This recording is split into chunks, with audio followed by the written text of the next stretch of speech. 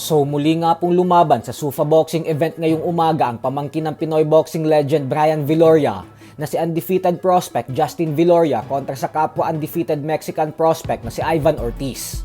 Parehong may malinis na kartada ang dalawa bago ang laban na 12-0. May 9 knockouts si Ortiz at may 8 knockouts naman si Viloria.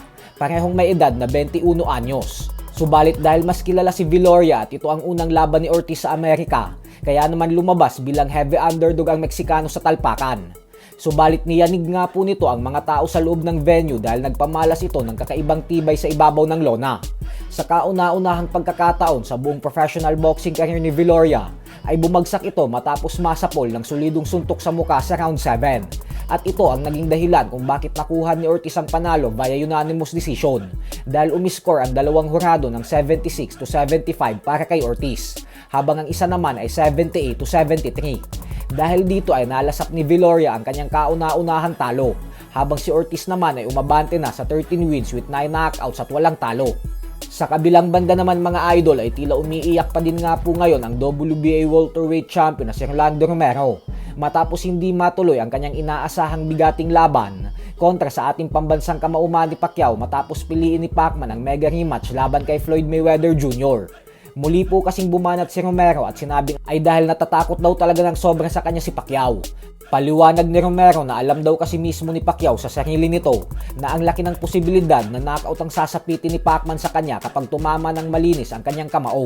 Kaya naman naiintindihan niya daw kung bakit umatras si Pacquiao kasi takot lang umano itong mapahiya at matulog ulit sa lona kagaya ng sinapit nito kay Juan Manuel Marquez.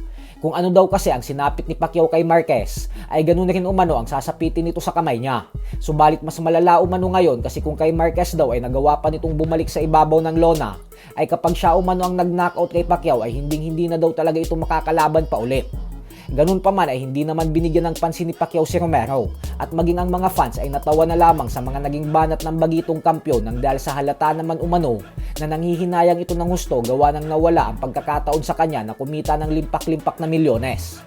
Samantala, sa kabila nga po ng 3 taong nagpahinga at nawala sa eksena sa boxing ang former welterweight king na si Errol Spence Jr.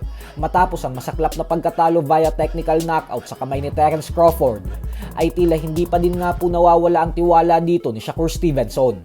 Bagamat po kasi sinasabi ng karamihan na masyadong delikado ang ginawang hakbang ni Spence na paglaban agad kay Tim Tszyu, sa kabila ng kanyang pagiging hindi aktibo, ay buong-buo pa din ang paniniwala ni Stevenson na walang pag-asang manalo si Tim Tszyu kay Spence. Paliwanag ni Stevenson na hindi niya daw nakikita na mananalo ito kay Spence kasi mas nangingibabaw pa rin umano ang experience ng kanyang kababayan. Kaya panigurado daw na matinding pambubugbog ang sasapitin ni Tim Tszyu sa mismong sariling baluarte nito sa July 25. So hanggang dito na lang po muna tayo mga idol.